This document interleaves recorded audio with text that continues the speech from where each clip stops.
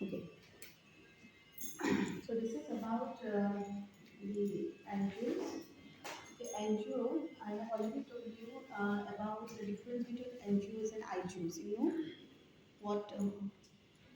What is IGOs? IGOs are basically intergovernmental organization, right? And NGOs are non-governmental organization. And when we talk about the NGOs, NGOs are basically, you see, driven by the people. These are highly task-oriented, driven by the people with a pursuit. And hence, we see that NGOs are different from IGOs. But when you talk about the IGOs, organizations are basically using state-driven. So you see intergovernmental organization like United Nations organization, League of Nations. So earlier to United Nations organizations, we have League of Nations. So League of Nations was also an intergovernmental organization because it is formed by various states, membership of various states who relied upon trust on the League of Nations to enhance international security. And then we see that after the failure of League of Nations, we had another international organization, and that organization we can say intergovernmental organization rather than international organization. So United Nations organization is both intergovernmental organization as well as international organization, as it is driven by the membership of the state. Driven by the membership of the state in the sense that states are the members of that intergovernmental organization, unlike the NGOs. In non-governmental organization, we get to see that people are the members of non-governmental organizations. Right. So here you get to see these binaries that a non-governmental organization is different and it is task driven. So task driven in the sense that it has always go work with some objective. So when you talk about the task driven or task oriented, that means that NGO must have some objectives, right? NGO must have some objective apart from the vision and the mission. So we also need to understand the vision and mission of one NGOs so that we would identify the activities of these NGOs operated in line with the goals, vision, and mission or not to evaluate an NGO. Okay, so before that, it is important also to understand NGOs and NGOs, the difference of it. Then we also see there are other form of IGOs. We talk about specialized agency like WHO, WHO, who is one specialized agency. Then we also have NGOs like you see that UNESCO, right? All the specialized ITU is a specialized agency, UNICEF, are also called intergovernmental organizations because they are also formed by the members. Okay, they are called intergovernmental organization formed by two, three more societies. Okay, now here there is also a similarity between NGOs and NGOs that NGOs are also inter-societal organization, IGOs are also inter-societal organization because it is also formed by more than one societies. Concern more than one societies, the sense when you talk about the state and when you talk about the society, these are two different terms. So in politics, state and society are two different terms. When you see state is an organization itself, organization of people habitually uh, inhabiting in a region for a couple of times with a habitual obedience to the authority, which is sovereign. So when we talk about the state, state as an organization, but society organization is not that bounded. You know, society many a time it is said that society is prior to the state. So here, at ideological level and philosophical level, if you need to understand that two concept, intergovernmental organization and inter-societal organization, then you see that it is a combination of numerous society with numerous interests and numerous goals. So society's interests are different, right? Numerous society bounded by their geographical scope bounded by their nature of activities. Okay, so you see that interests are different. So in that way, we can say that NGOs and IGOs are similar because both NGOs and IGOs are inter-societal organization. But NGOs are formed by people and member of civil society, whereas IGOs are formed by state. Basically, that is a membership of the state membership, and that is the distinction. Okay. Now you see many NGOs are working in cooperation with IGOs. There are many organizations which are there. Intergovernmental NGOs are also there, and not intergovernmental NGOs, sorry, that is NGOs are there, like international NGOs, that is International Political Science Associations and international NGOs working in cooperation with UN. UN is IGOs. Okay, so many international NGOs are working with IGOs like International Political Science Association. You can talk about this Amnesty International. You can talk about this Greenpeace. You can talk about Red Cross. You can talk about International Olympic Committee, and they do have varied goals. They are working on varied goals, not necessarily targeting one societal pursuit, but they do have variety of goals. So you see that International Political Science Association, basically this is a society or association of political scientists working on global politics. They usually deliberate and discuss about the global concern of the politics. So it is a forum and association of them working in consultation with IGOs. I'm saying working in consultation with IGOs. So the international NGOs and national NGOs are having a consultative status with IGOs. So they enjoy that consultative status with IGOs. Okay, so the relationship, if you get to see between the NGOs and IGOs, it is based on that consultative status. So there is a difference between IGOs and NGOs. There are similarities between IGOs and NGOs, and there is also relationship between IGOs and NGOs, and which is formed by the very consultative status, which is being bestowed upon by EcoShock. EcoShock is also a specialized organ. It's an organ of United Nations Organization.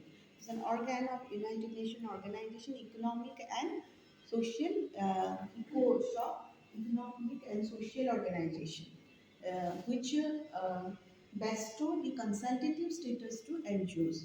So NGO can come, NGO can deliberate, and also develop networking with other NGOs, and they consult with problem of global concern, national concern, with intergovernmental organizations, and also seek help in terms of finances, in terms of like human resources. So like that way they are into a relationship. Then we see that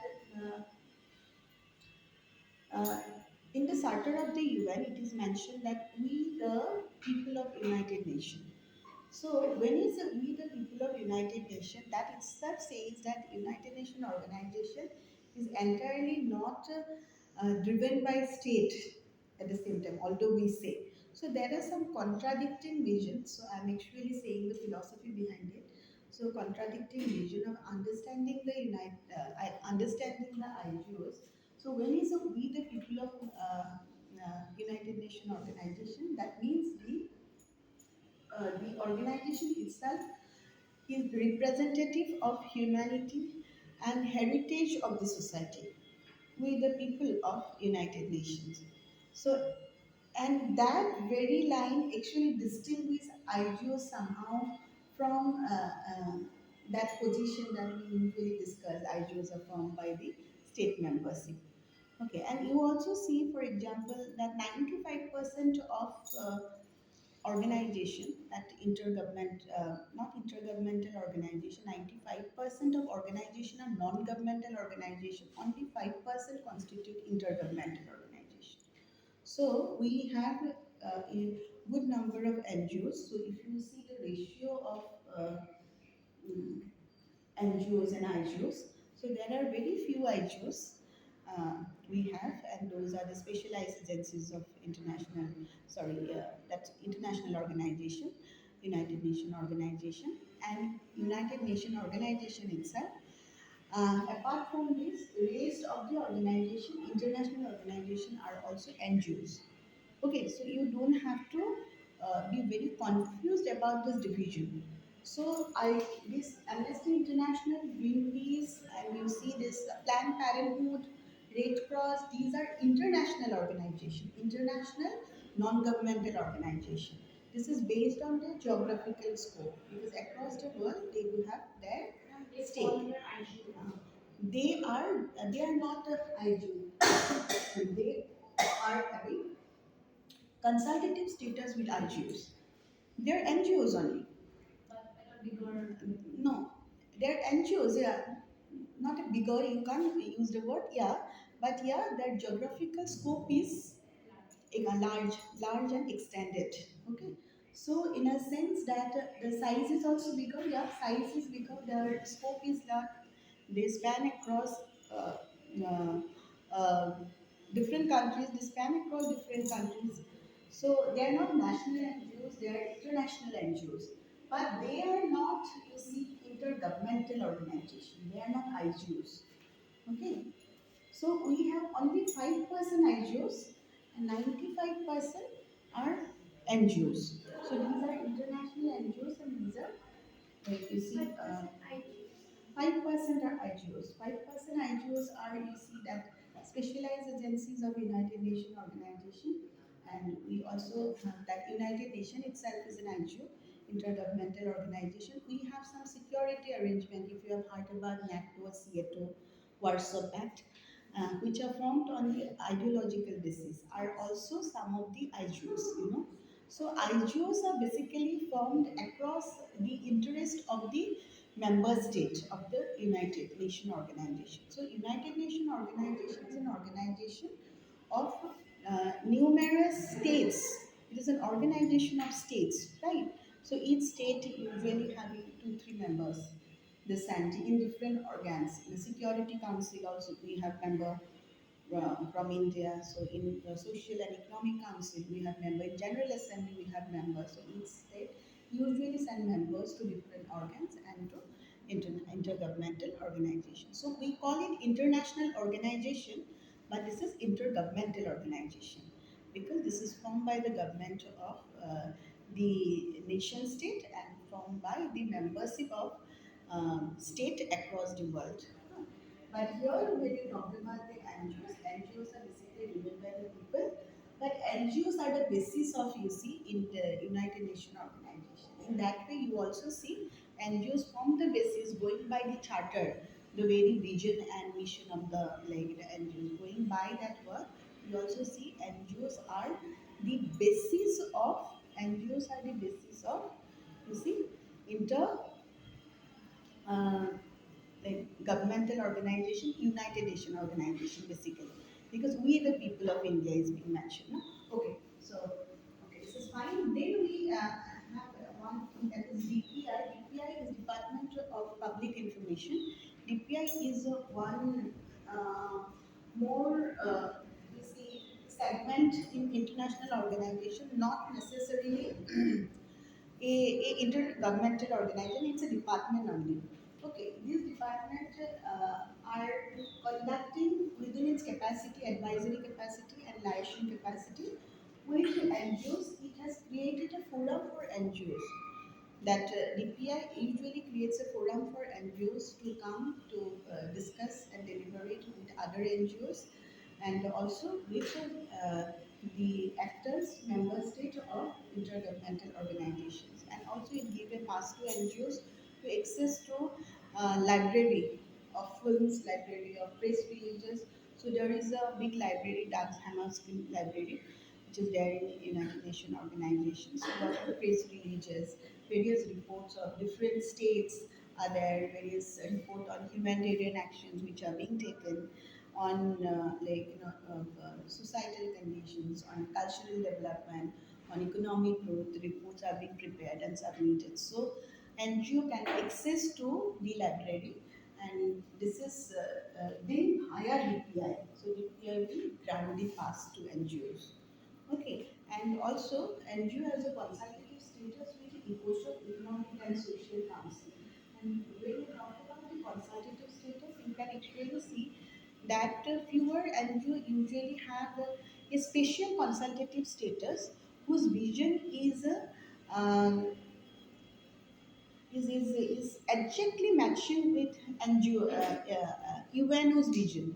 So UNO has certain agencies, and like we see the specialized agencies like working for UNICEF is working for children, then UNESCO is working for see cultural and educational development. We have also United Nations. That is a Commission for Human Rights working for promotion and protection of human rights.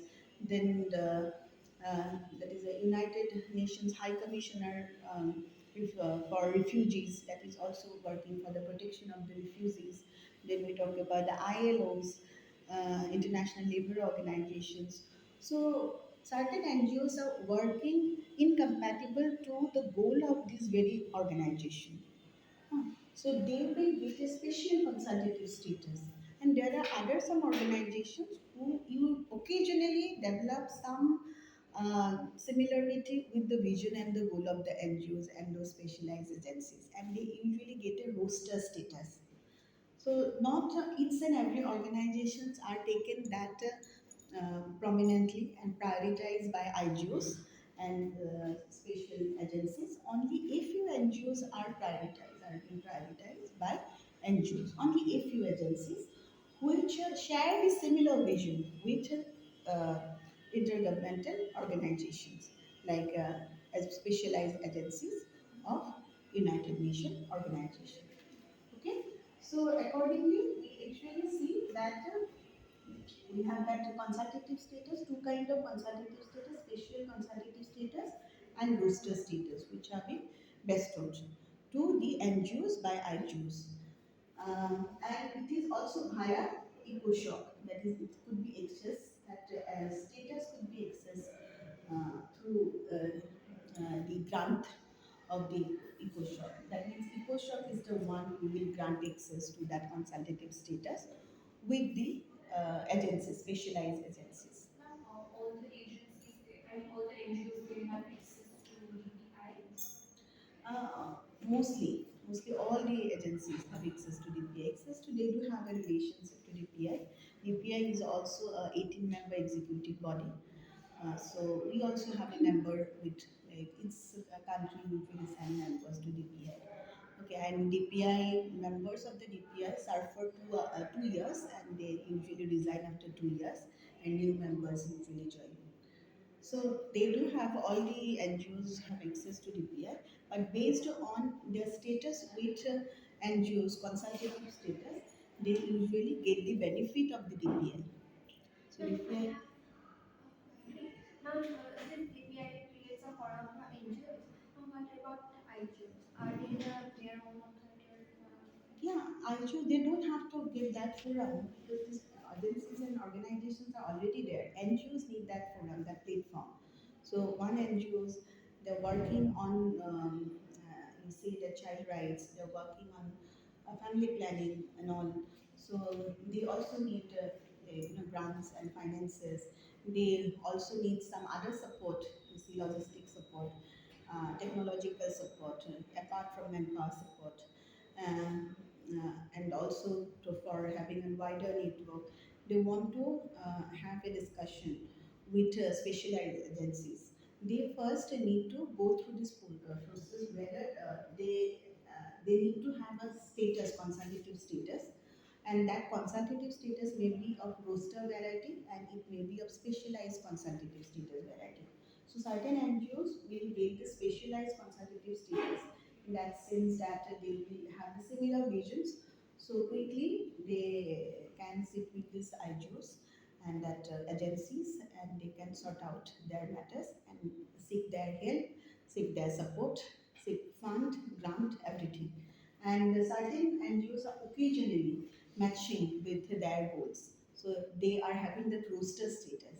So, however, this consultative status is supposed to be seek from this eco-shop. So eco-shop will exist in this consultative status, give and grant them this consultative status, and they could actually have that discussion, deliberation, take part in workshop, take part in you see conferences which have been organized by IGOs and United Nations Organization and specialized agencies.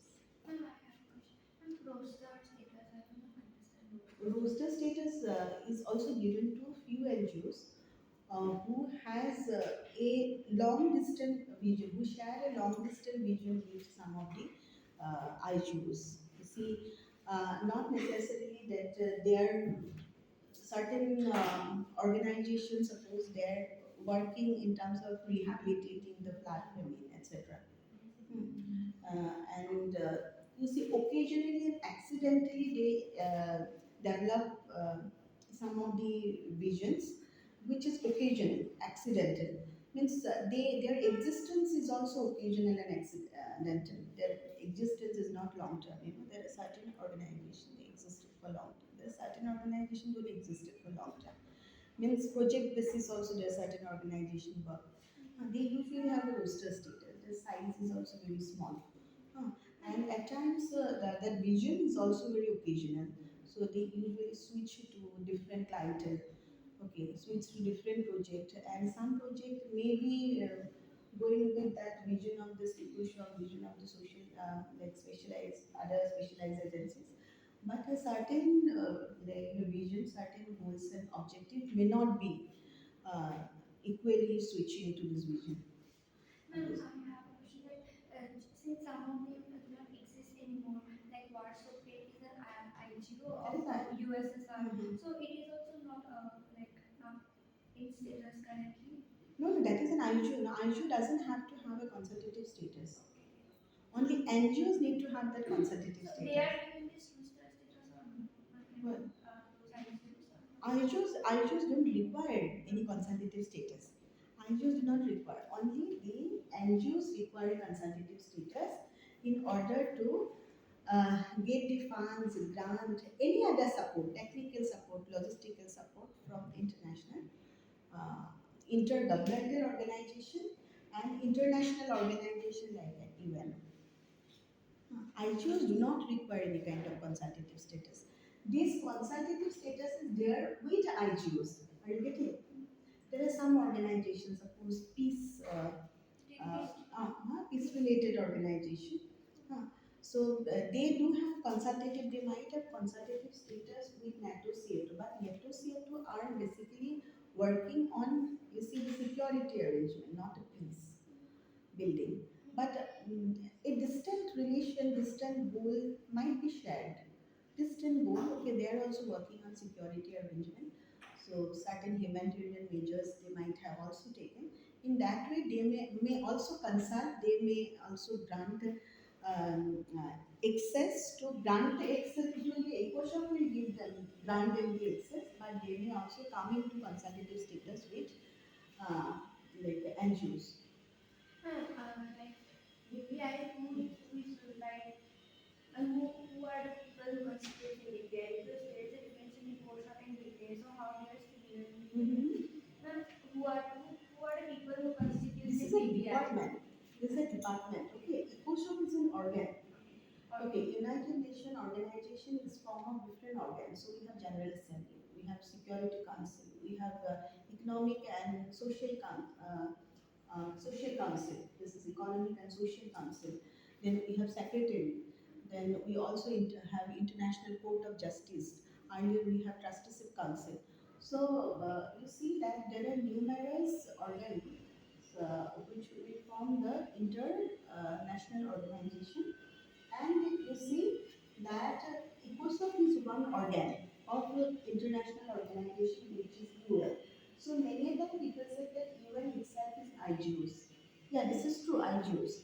Now you see, within UN, apart from this organ, we also have some specialized agencies like WHO, UNESCO, UNICEF, NATO, SEATO, then ITU, ILO. These are all IGOs. Okay. So IGOs are different from NGOs. Then there are some international NGOs, national NGOs, regional NGOs, local NGOs. We are talking about international NGOs. They usually have a like that extended geographical scope. Okay, they usually have consultative status with those IGOs like you see that UNESCO, UNICEF, etc., etc. But there are some national NGOs and regional NGOs. They could also develop an occasional status, roster status, consultative status with IGOs. That means with organs of the United Nations, basically not any other organ will be showing interest to talk to them, and also not that relevant. Only EcoShop, the function of the EcoShop, goal of the EcoShop, vision of the EcoShop is compatible to the NGOs and IGOs because this consultative status is granted by EcoShop and it is granted to NGOs to have a consultation with IGOs. Okay, because it is not necessary that NGOs will get a consultation, a consultative status with General Assembly. So because the job of General Assembly, function of General Assembly is different. Job of Security Council, organ of NGO is different. So EcoShock is one organ who is working for socio-economic development. And hence EcoShock will grant access to international NGOs, national NGOs to have a consultation with IGOs. Understood? IGOs, the specialized agencies, huh, which is very important for NGOs, for fund dispersal, for getting loan, for developing the networking, for human resource, okay, for financial resource, for developing social capital, cultural capital. This consultative status is very important. And DPI is a department now. It's a department within this United Nations organizations which will facilitate this consultative process. Okay, it will facilitate the consultative process and DPI will basically, you see, will grant access to library, give them the pass. Okay, so the role of DPI is much more executive. So believe in execution of that consultative process. So above DPI we have the inclusion. It's a department, it's an organ. Okay, and we have the specialized agencies. So in order to talk to one specialized agencies, I first need to have that consultative status acquired from EcoShop, which will be granted to me by EcoShop to talk to UNESCO, to talk to even UNICEF if I'm running an NGO. Not local NGO, but I need to have that geographical span. I need to have some years of activities to show and some success stories to show. So 15, 20 years I have been working in this field, so definitely I can claim for consultative status. Okay, so this is my thing. Okay, understood? Okay, Yes. so this is fine. So apart from this, what is important? Okay, so did you report when you talk about that NGO assignment? This is important. So what you are basically put in the report. Hmm. Simultaneously, I will also be discussing about this objective of the NGO. First, you see there are numerous NGOs working in different fields. Certain NGOs are working for women empowerment, women development, development of women, and empowerment of women are two different groups. When you talk about the development of women, so basically we can talk about the women welfare also. So women welfare is different from women development and women empowerment. Women development is a very broad term. Empowerment may be a part of women development. And when you talk about welfare of women, that means we are only giving them benefit of certain schemes. So we are restricting to give women benefit of certain schemes. Okay, and but when you talk about women empowerment, we are actually making them participate into the decision making. We are also helping to realize a change in the equation of power and authority. Okay, so the whole allotment of power and authority will be changed in terms of women empowerment, and women will have access to natural resources, physical resources, human resources, social resources, cultural resources. When they will take, you see, when they will take decision on over their physical resources, their labor, their skill set, their health, okay, and their body. Okay, so that is about our ownership over physical resources, our ownership over, like, you see that financial resources, our ownership over material resources is very important. Ownership over land and other asset, you say the water, pond, that is also important. So, if we are talking about the empowerment, you are actually talking about women's ownership. Okay, so and that too not being bestowed upon by someone else. This is what you have acquired by your, like, own power. In that sense, your own power means by dint of, like, exercising the decision making power. Okay, so this is very important. So at one point of time, they are the one who own the resources and they know how to own the resources, because earlier, right from the very primordial time, women were always deprived of accessing the resources, accessing the ownership of the resources. They did not give the ownership of the resource. So here we talk about the development of agency of the women, so that they could feel free, they could independently work, they could take decisions, and they could have ownership of different kind of resources, be it cultural resource, social resource, financial resource, physical resources, whatever. Hmm. So that is important, and it is possible through mobilizing the work. So whenever you talk about, like, women empowerment and NGO, so how they have strategized the work is important.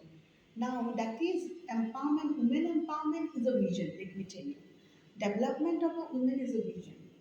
Some of you are working on, which one? Mental health. So which was the NGO that you have consulted with? Missionaries of charities. So, okay, that is a charity organization. The charity organization, they basically, their vision will be to do charity and provide rehabilitation related services. That is the vision. Okay, so vision is basically the lofty ideals of any NGOs. Suppose one NGO is working on, that is promoting livelihood uh, among rural households. So that is a vision. Promoting livelihood or rural development will be the vision, but promoting livelihood will be the mission. Now we see, so there is a difference between vision and mission of an NGO. The vision will be like bigger, and many a time vision is not measurable. So you cannot measure the vision. You cannot even quantify the vision of an NGO. It is formed of a lofty ideals. So you always know Tata for lofty ideals. And they have executed those lofty ideals. Without vision, you can't even think of a mission and objective. Vision is must. So these NGOs are also driven by that mission, vision of that is bringing, like sustainable development. That is also one vision. Sustainable development we call, no, sustainable development goals. We call it goals when you talk it to goals term and understand it in terms of goal. We are actually um, breaking it down to concrete form so that these goals can be realized at times. So goals is also, you many a time people say that goals is also not measurable. Huh. But see, vision and goals are different, but still you will have some objectives, some tasks to fulfill, to reach to goals. And when you talk about the vision, vision is also associated with the mission. Okay, so you need to first identify the vision of that NGO, which is important. That vision, you need to write on the vision. What is your vision? If the vision is women empowerment, that is the vision, then you write on women empowerment first. At least a paragraph you need to write on women empowerment. If the vision is charity and rehabilitation, you write one paragraph on charity and rehabilitation, because that is the vision of that organization. Because that is basically a service NGO. So you have already understood different types of NGOs. Right, I have discussed about the classification of NGOs. On that basis, also you can simply classify the vision.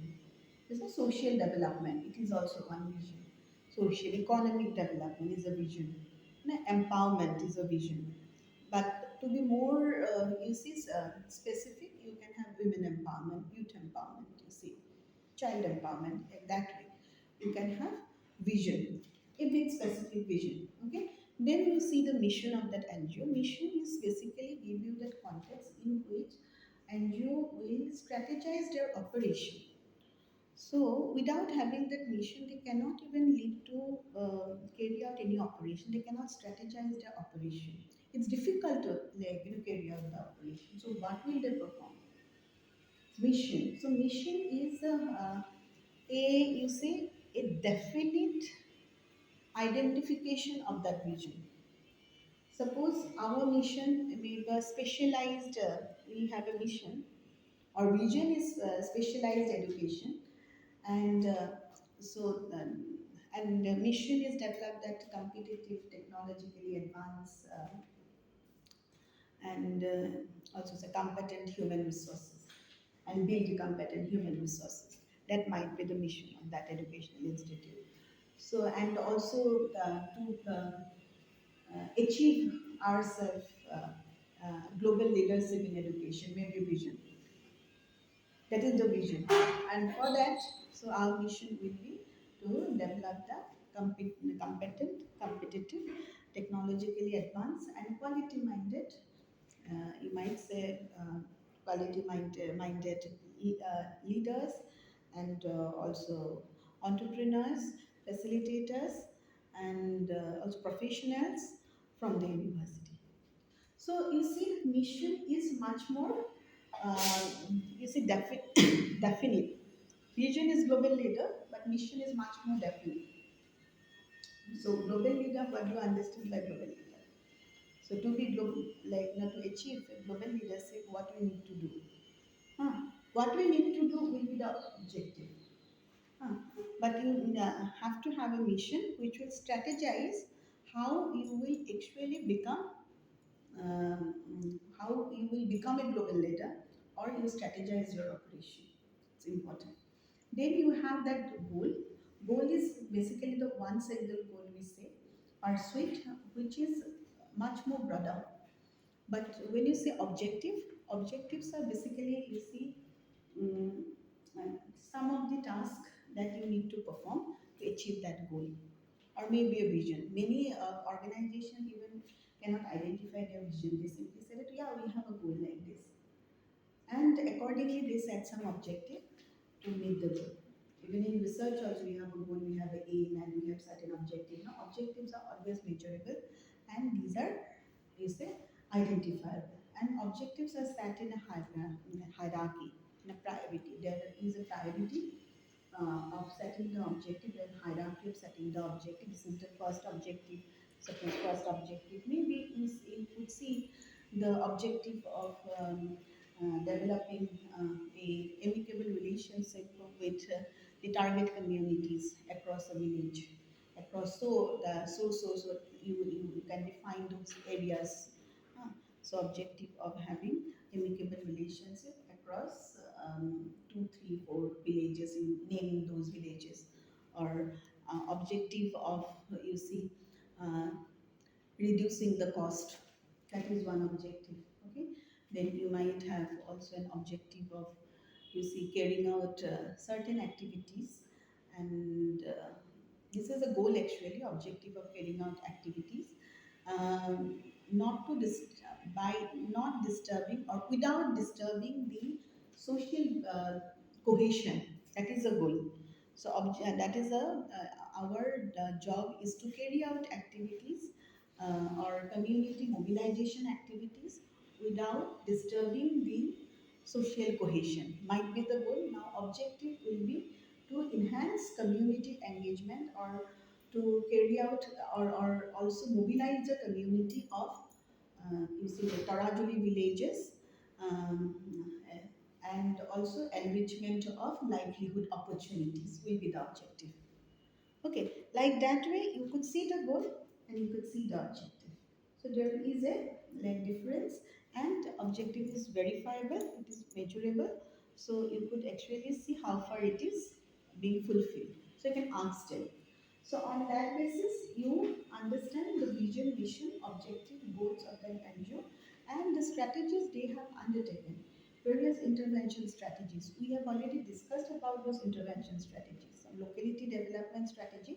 There are basically three strategies they usually carry out. And people can name NGOs can name those strategies differently, you know. So they can say that we have an empowerment strategy, we have a development oriented strategy. But basically, we see that locality development is a strategy. We see the social planning is a strategy, and social action is a strategy.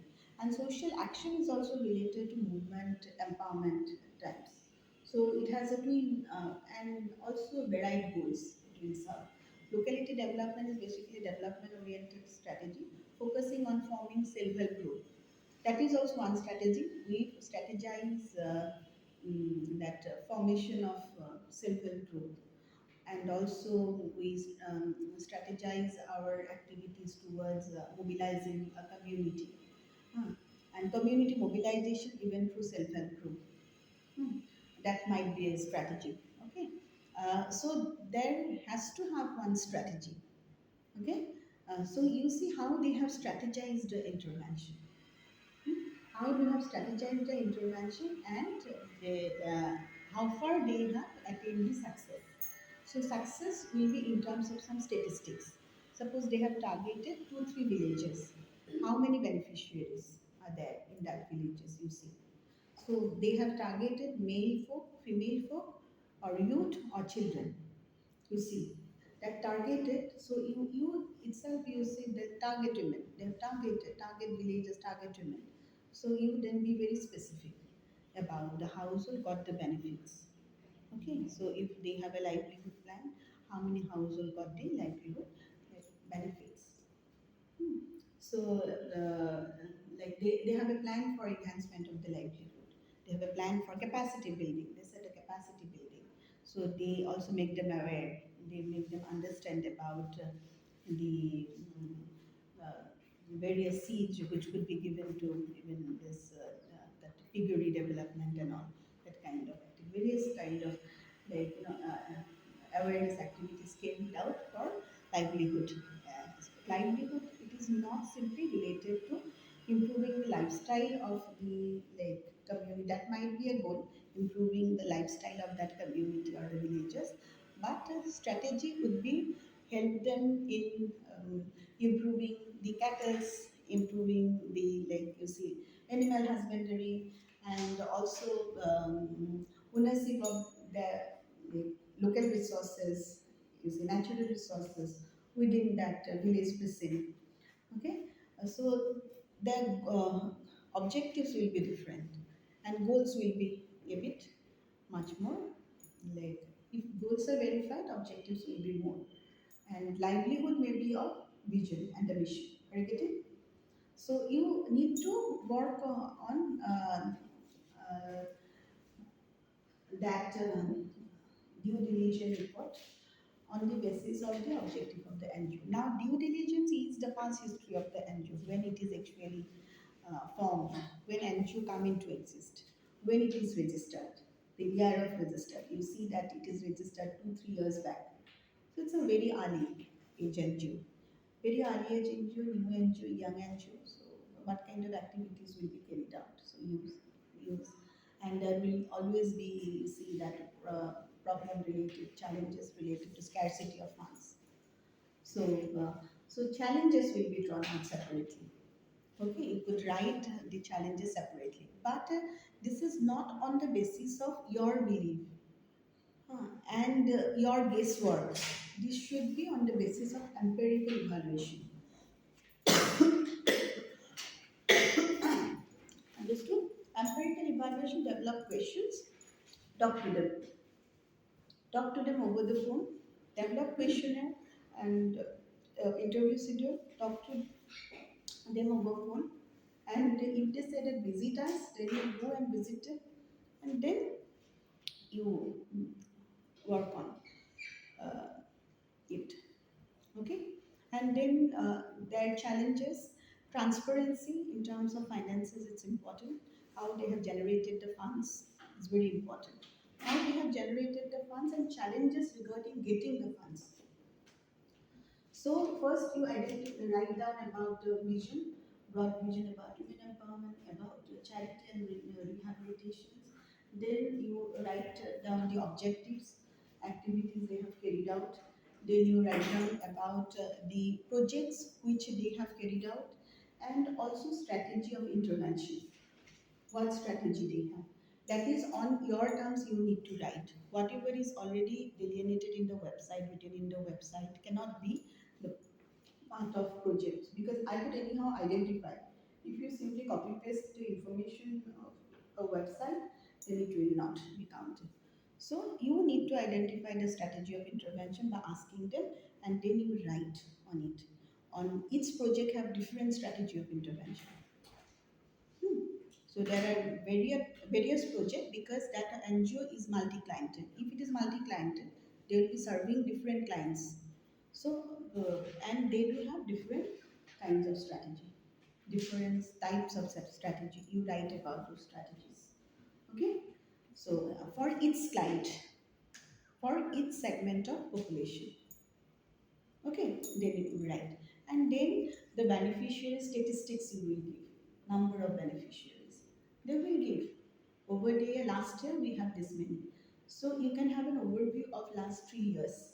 If it's a new organization, so you can see not many beneficiaries will be there.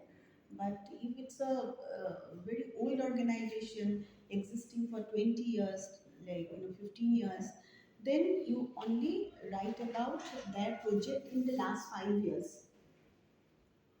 Or you can have a shorter span, maybe 3 years or 2 years. Within 5 years, the projects they have finished, or within 3 years, the projects they have finished.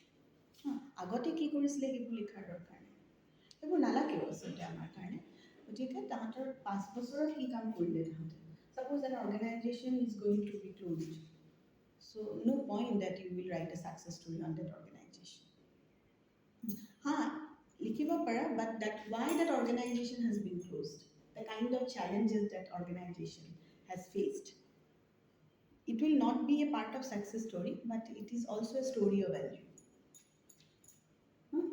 And because of the scarcity of funds, because of other very challenges, so this you could identify the different challenges which we have already discussed, because of leadership issues, because of lack of human resource, and because of financial resource, whatever, because of lack of that cultural capital, social capital they have failed. Okay, so you write down. It's very difficult also to like develop that entrepreneurship at times, and to implement that skill, entrepreneur skill. So see, you working on it. Okay, if you're working on it, so I will be sharing you the DD report. There is a due diligence report which each and every organization usually have. DD report is actually from the time that NGO is formed and existed, and over a decade the kind of performance that it has, and the challenges it has. Okay, and you share the template. I'll share it PowerPoint PPT. Okay, so there you read this report. So every like details are there. So about their accounts, NGO accounts, about their finances. I have already discussed about some laws. So it is also important uh, to even identify the employees, and their qualification. So everything is there in DD report. Okay, so you can also have a question on this employees, like quality employees, their level of educations, a level of experience, on what basis they are being recruited. This is for your sake also, and for writing, developing this report. Okay, and kind of training, kind of like conference, workshop, which are being organized by them over the years. So these are also part of strategy intervention. That workshop, training, are being organized by them. So this report, this format, I will be sharing with you. So you will find out, and any difficulty understanding the DD report, you simply ping me in the group. Ma'am, what is this? Okay, and you try to submit, okay, by Monday. Don't extend because we have that workshop. That after it will be very difficult for me to help